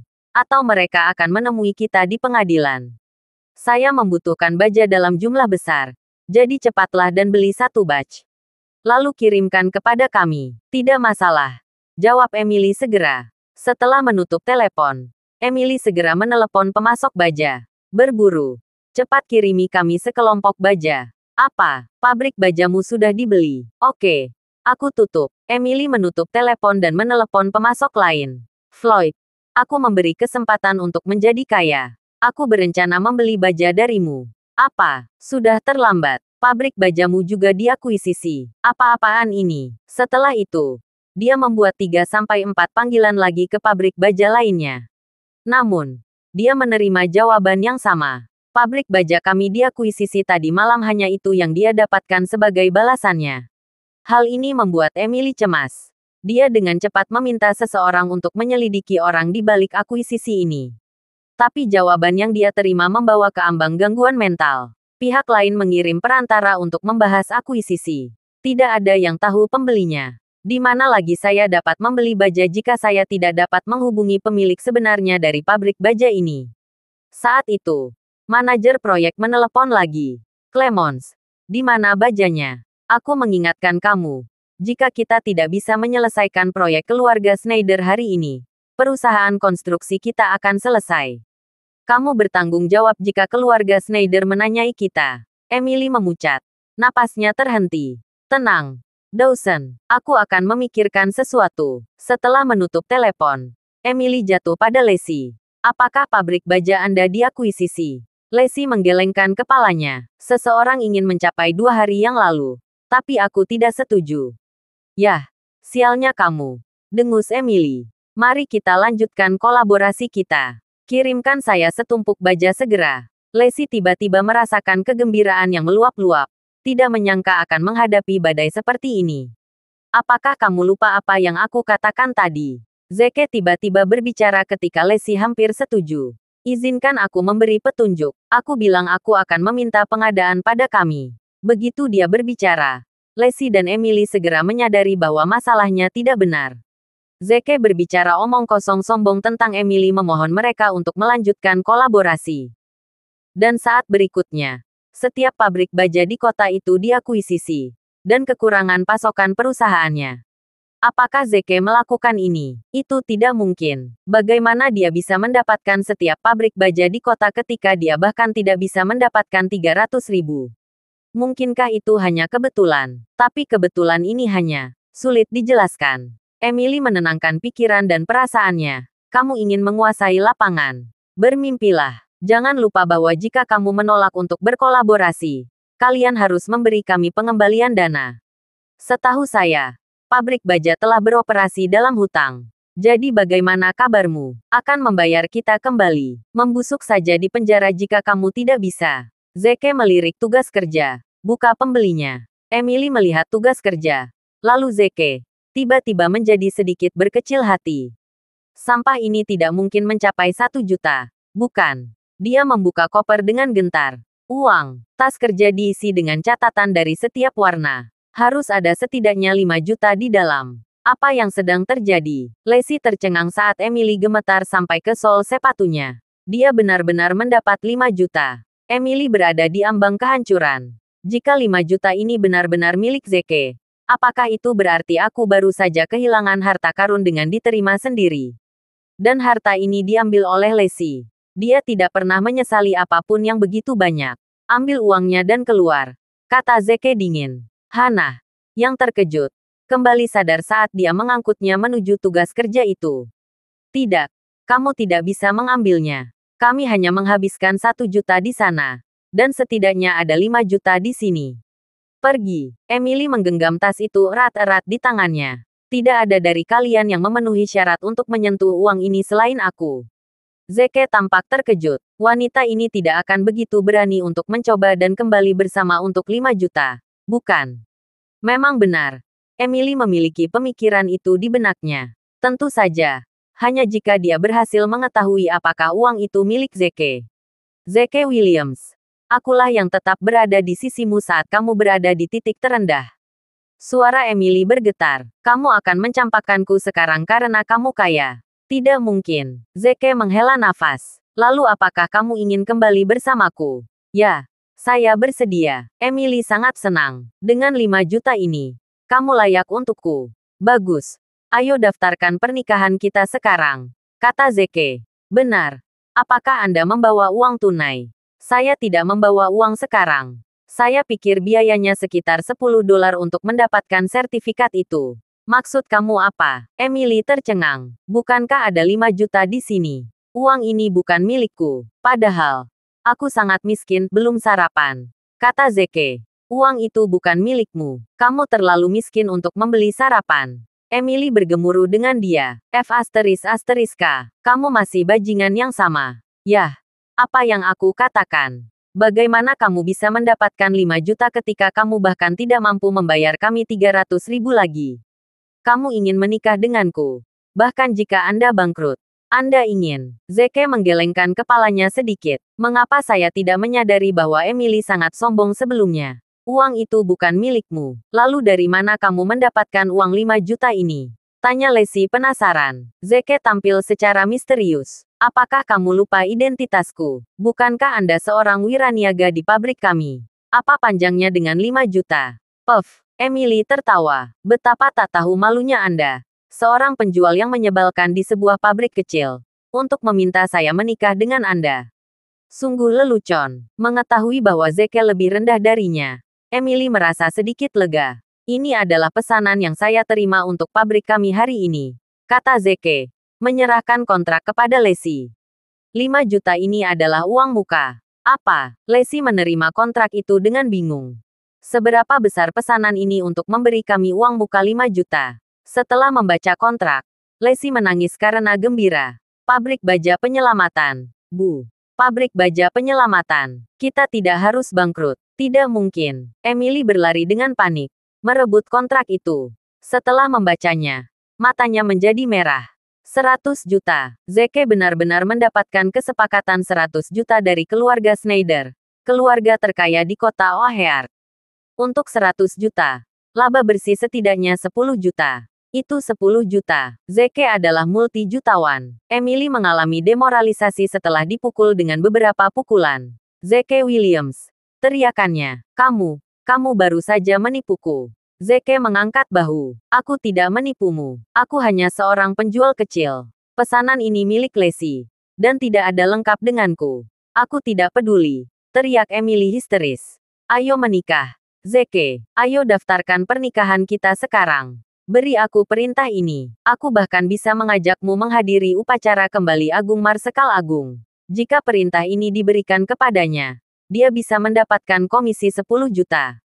Meskipun dia memiliki kartu undangan Marsekal Agung di tangannya, itu hanya bisa membawa kekuatan yang tidak penting dan bukan 10 juta yang solid. Zeke mengabaikannya dan berjalan menuju Lacey. Lacey, berhentilah menangis. Perintah keluarga Schneider sangat mendesak. Jadi cepatlah dan mulai. Lacey segera menghapus air matanya. Ya, mari kita mulai. Mari kita mulai bekerja. Dengan mengatakan itu, Lacey mendorong karyawannya untuk mulai bekerja. Tetapi Emily tidak akan membiarkan mereka pergi. Lacey, tolong, aku mohon. Emily memohon, mengarahkan ke arah mereka. Kembalikan Zeke padaku. Ya, Zeke. Kartu undangan akan memberi kami kekuatan dan status. Dan selain pesanan Anda sebagai modal awal, kami dapat mendirikan perusahaan besar. Kami adalah pasangan yang diciptakan di surga. Tolong beri saya kesempatan dan berikan diri Anda sebuah kesempatan. Zeke menatap Lacey dengan licik. Kamu tidak mungkin menjualku demi persaudaraan plastik ini, kan? Lacey tersenyum di antara matanya. Izin, bahkan belum setuju untuk menikah denganmu. Kau tidak perlu memohon padaku, Emily. Jika Zeke ingin kembali padamu, dia bisa kembali kapan saja. Emily melirik Zeke. Saya memberi Anda kesempatan, tetapi Anda tidak menghargainya. Tidak ada yang bisa saya lakukan untuk itu. Zeke mengangkat bahu, menatap ke langit. Emily memerah. Merah agak lambat. Mengingat kenangan itu. Sekarang tidak ada harapan untuk rekonsiliasi. Dia hanya bisa menerima hal terbaik berikutnya. Lacey, kali ini kau harus menyediakan persediaan untuk perusahaanku. Teriaknya sambil memohon. Kalau tidak, keluarga Hamilton tidak akan mengampuni nyawaku. Kamu tidak ingin melihatku dibunuh oleh keluarga Hamilton, kan? Hati Lacey melunak. Dia menghela napas dan mengangguk. Terima kasih banyak. Emily memaksakan senyum dan lari. Dia takuti akan menarik kembali kata-katanya. Maukah kamu menyalahkanku karena membantu? Lacey memandang Zeke dengan hati-hati. Zeke menggelengkan kepalanya. Kau tahu apa yang aku suka darimu? Apa? Tanya Lacey malu-malu. Kebaikanmu. Jawab Zeke. Lacey menghentakkan kakinya kesal. Apakah kamu menyindir bahwa aku jelek? Zeke kehilangan kata-kata. Hati seorang wanita berubah-ubah seperti cuaca di bulan April. Lacey dengan mengabaikan Zeke dan beralih ke pekerjanya. Anak-anak, ayo bekerja. Aku akan menggandakan gajimu mulai hari ini dan seterusnya. Semangat para pekerja menjadi cerah saat mereka buru-buru masuk ke posisi mereka. Terima kasih, Tuan Williams. Terima kasih, Nyonya Williams. Zeke dengan senang hati melemparkan sebungkus rokok Yellow Crane Tower kepada seorang karyawan hanya karena dia berteriak Mrs. Williams. Puff. Lacey tersipu. Wajah Zeke mengerut ketika dia melihat ke-10 pria kuat yang dibawa Emily. Apakah kalian sudah selesai? Tidak. Sepertinya kalian ingin aku melakukannya sendiri. Ya. Tiba-tiba, salah satu dari mereka berjalan keluar dari pertemuan dan berlutut di tanah dengan bunyi gedebuk. Menamparkan dirinya sendiri dengan air mata dan ingus. Saya salah. Saya pantas mati. Seharusnya saya tidak melakukan itu. Tolong selamatkan hidup saya, Pak. Zeke mencibir. Mencoba mendapatkan simpati. Tidak ada kesepakatan. Tinggalkan sepasang tangan dan kaki. Hannah, yang telah berpegangan pada tugas kerja, mendapatkan kembali ketenangannya. Berteriak, tidak, tidak, tidak.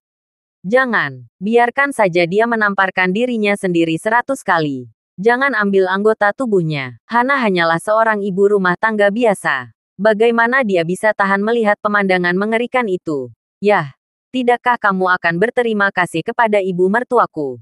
Kata Zeke. Pria besar itu bersujud ke tanah. Berterima kasih padanya. Meskipun aku masih tidak setuju dengan pernikahan ini. Terima kasih telah menyelamatkan pabrik baja Lacey. Kata Hannah kepada Zeke dengan emosi yang campur aduk. Saya hanya melakukan apa yang harus saya lakukan. Kata Zeke. Setelah beberapa saat ragu-ragu, Hannah berbicara. Status Emily pasti akan naik setelah dia menghadiri Grand Comeback Ceremony. Selain ancaman keluarga Hamilton, kalian akan memiliki perjalanan yang sulit di depan. Jadi berhati-hatilah. Zeke mengangguk. Sedikit kebahagiaan terpancar di matanya. Arti mendasar dari kata-kata Hannah adalah bahwa dia akan berhenti mencampuri pernikahan ini dan membiarkan alam mengambil jalannya. Oleh karena itu, dia mengingatkannya untuk berhati-hati. Aku akan menitipkan uangnya di bankmu dulu.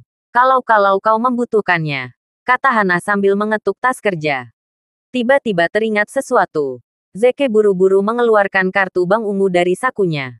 Ini hadiah dari saya. Terimalah. Ambil kartu ini untuk setor dan tarik uang. Anda bisa menikmati perawatan VVIP tanpa harus mengantri. Kata sandinya adalah ulang tahun Lacey.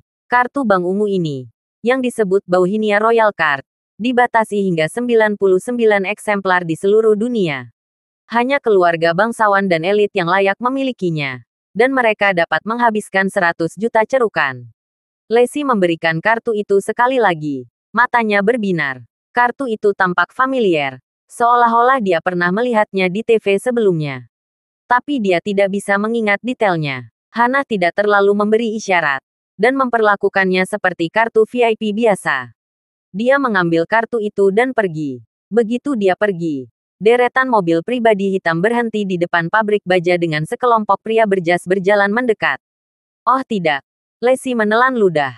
Zeke mengerutkan kening. Ada apa? Siapa mereka? Mereka dari Biro Industri dan Komersial, kata Lacey. Hari ini adalah hari untuk pemeriksaan rutin mingguan. Saya tidak mengharapkan mereka untuk memeriksa pabrik baja. Baru saja terjadi perkelahian di sini. Tempat ini berantakan. Saya tidak tahu apakah itu bisa lulus ulasan. Jangan khawatir. Aku di sini. Ini akan baik-baik saja. Zeke menghibur. Jika dia mau, dia bisa dengan mudah menjadikan ibu kota O'Hare City miliknya sendiri. Beberapa ikan dan udang busuk dari Biro Industri dan Komersial tidak mengganggunya sama sekali.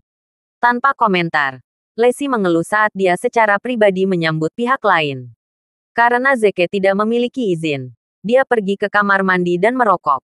Di tengah-tengah rokoknya, dia menabrak seorang pria berjas. Zeke mengenalinya sebagai pemimpin tim industri dan komersial. Pihak lain berusaha keras untuk mengeluarkan urinoir untuk waktu yang lama tetapi sepertinya tidak bisa mengeluarkan setetes urin. Wajahnya memerah karena tercekik. Dia berkeringat deras dan mengerang tidak nyaman. Zeke tidak bisa tidak merasa kasihan padanya. Kau menderita batu ginjal, pikir Zeke dalam hati. Pada tingkat ini, dia akan mati karena kandung kemihnya pecah. Tidak ingin ada korban di pabrik baja. Dia memilih beberapa jarum perak panjang dari jarum amunisi dan berjalan menuju pria itu. Jangan bergerak, kata Zeke. Aku akan menghancurkan batu-batu itu. Hei, hei, hei, pria berjas itu panik. Apa yang kamu lakukan? Hentikan. Bahkan dokter terkenal dari seluruh dunia tidak bisa menyingkirkan batu ginjalnya. Akan menjadi lelucon internasional jika pria ini bisa menyembuhkannya hanya dengan beberapa jarum perak. Namun, Zeke sudah mengambil tindakan sebelum dia bisa menyelesaikan kalimatnya. Jarum perak dimasukkan dari punggung bawah ke dalam kandung kemihnya. Pria itu mengutuk. Apa-apaan ini? Tapi tiba-tiba berhenti. Hampir seketika, suara gemericik air dan suara hening yang nyaman terdengar. Pria itu dengan jelas memperhatikan batu-batu kecil yang retak yang tak terhitung jumlahnya dikeluarkan bersama dengan urin. Dia sangat gembira sehingga matanya berlinang air mata. Masalah yang selama ini meresahkan dan menjadikannya penderitaan selama 5 tahun akhirnya terpecahkan. Sungguh keajaiban. Saya telah bertemu dengan dewa yang hidup.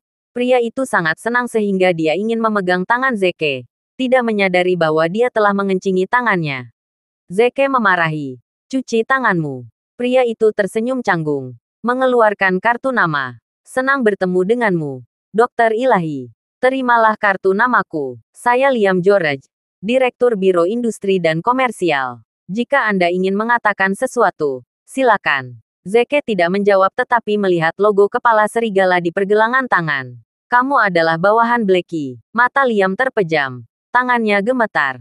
Siapa pria ini yang berani menemukan Blackie? Ya, aku adalah bawahan Black Wolf, kata Liam. Dan Anda, Zeke berbalik dan pergi tanpa menerima kartu namanya. Namanya Zeke. Zeke Williams. Apa? Gedebuk. Liam tidak bisa menahan diri agar tidak gemetar. Zeke Williams. Legenda angkatan bersenjata. Dewa perang. Yang memimpin ribuan pasukan untuk menyapu bersih perbatasan 9 negara. Dia adalah dewa yang hidup. Saya tidak percaya saya telah bertemu dengan seorang santo pelindung saat saya sedang membuang air kecil. Zeke kembali ke sisi Lacey, yang tampak sedih dan putus asa. Sudah berakhir. Mereka baru saja menemukan banyak masalah. Pabrik baja pasti harus tutup untuk reorganisasi. Kita akan berada dalam masalah serius jika itu mempengaruhi pesanan keluarga Schneider. Zeke menamparkan pundaknya dengan lembut.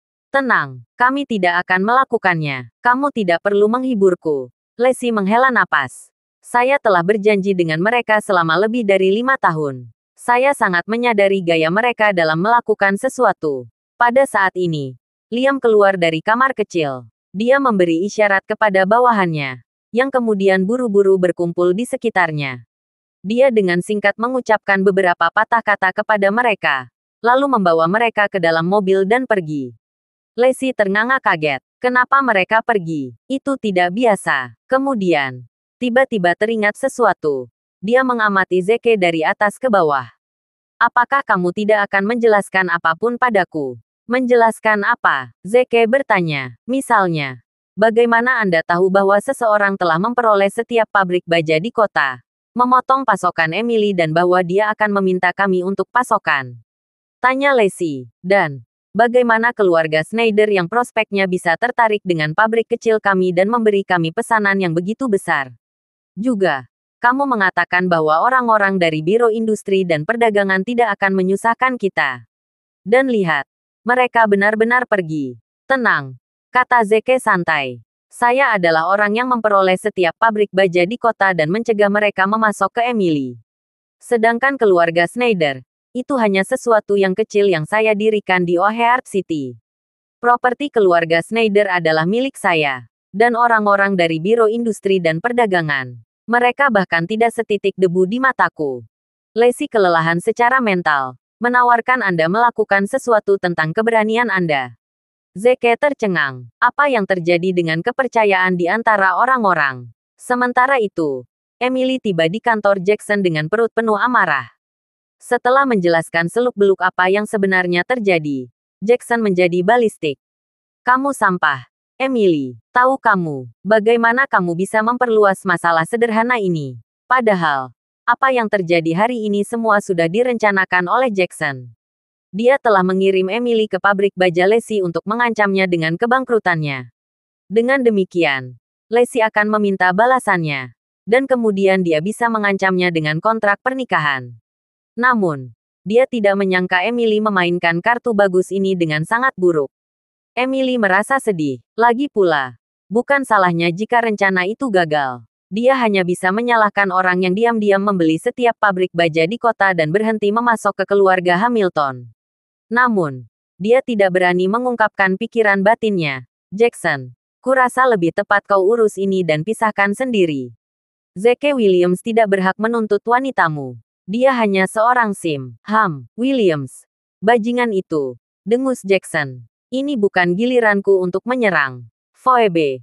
Apakah kamu sudah melakukan semua yang diperintahkan? Jangan khawatir, Tuan Hamilton, kata sekretarisnya di samping dengan gaya centil.